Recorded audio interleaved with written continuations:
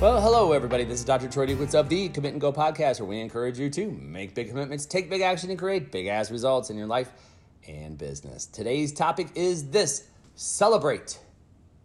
You deserve it. So this is kind of a two-part story. As I'm on Facebook the other day, and I'm in many of these different groups, and one particular group, a gentleman pops on, and he's talking about his kid. I guess he's graduating from, I believe it might have been 8th grade at the time.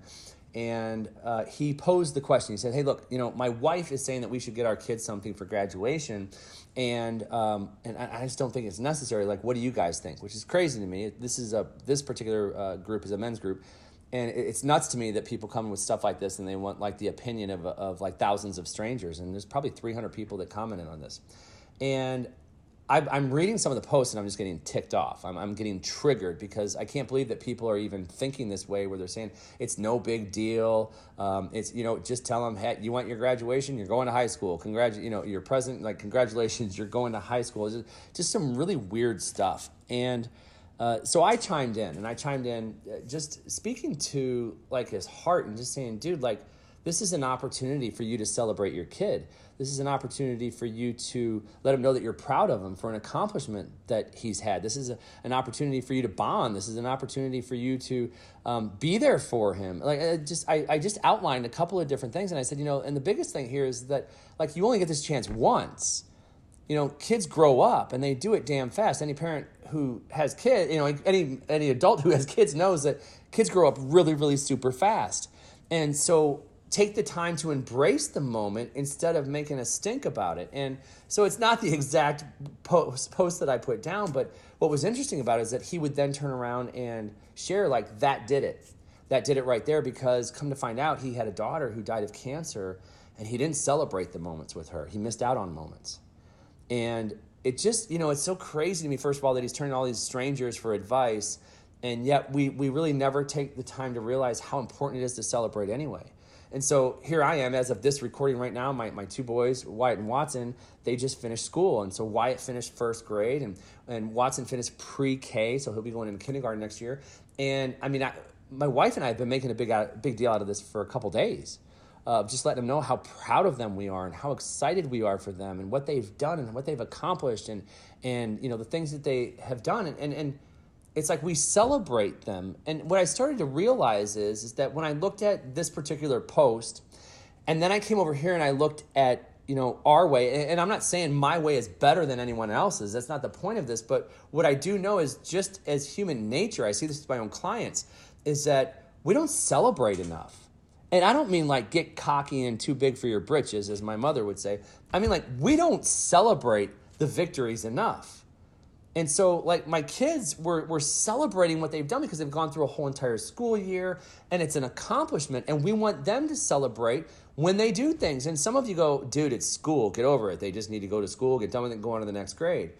But that's not really the point, because the point is that this school is helping you to parent your child. And are they doing it in a way that's congruent? And are your children picking up on the cues that are helping them to structure their foundational beliefs as they move forward in life? And so as I see, like, I look, like, we get so many compliments on our kids and how nice they are to other people and things that they do, and they go above and beyond. And it's like, yes, we sit there, we're proud of that, because we know what we're doing is spilling over into school. And then we know that the stuff that they're learning in school is spilling over into the home. And there's some very favorable traits there as well. And so it's worth celebrating, isn't it? I mean, isn't it?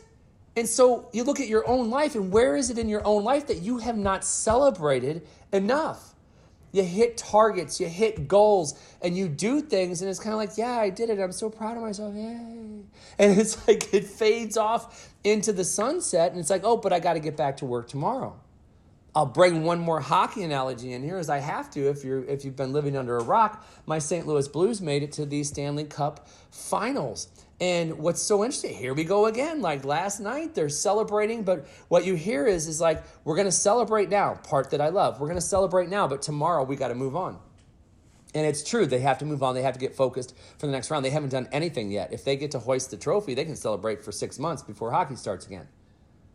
But it's like, you have to take the time to celebrate. You have to take the time to recognize and acknowledge the work that you've put in to get to where it is that you are right now. Otherwise, why the hell are you doing it?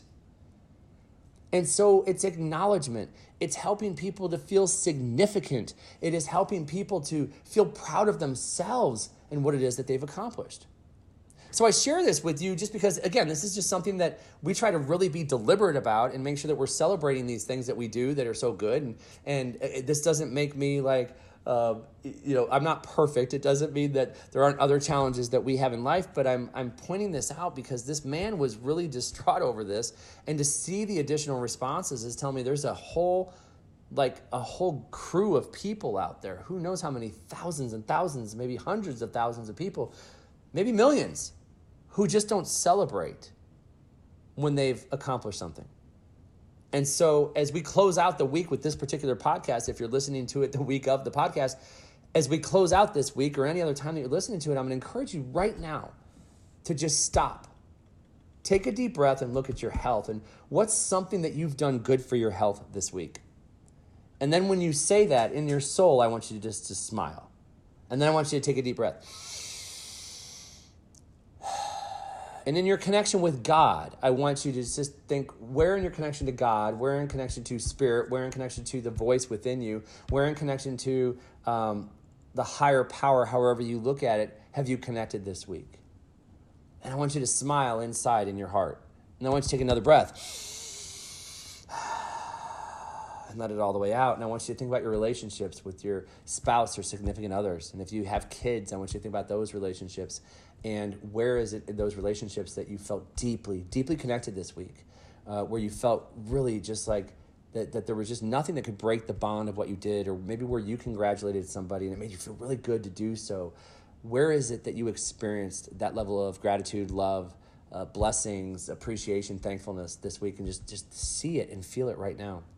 And then look at the work that you do. Take that breath in and let it all the way out and say, okay, so where in my work have I felt fulfilled this week? I did something good. I went above and beyond. I did something that made a difference in somebody's life. I made a difference in an employee's life. I made a difference in a coworker's life, a client's life, a patient's life. Just recognize where it is that you did something good and just, again, feel it in your heart. This is just a mini celebration for you at the end of the week of just saying, like, this is what I've done. I should celebrate what I've done. Every single week, I personally am putting in work to grow and expand in my life.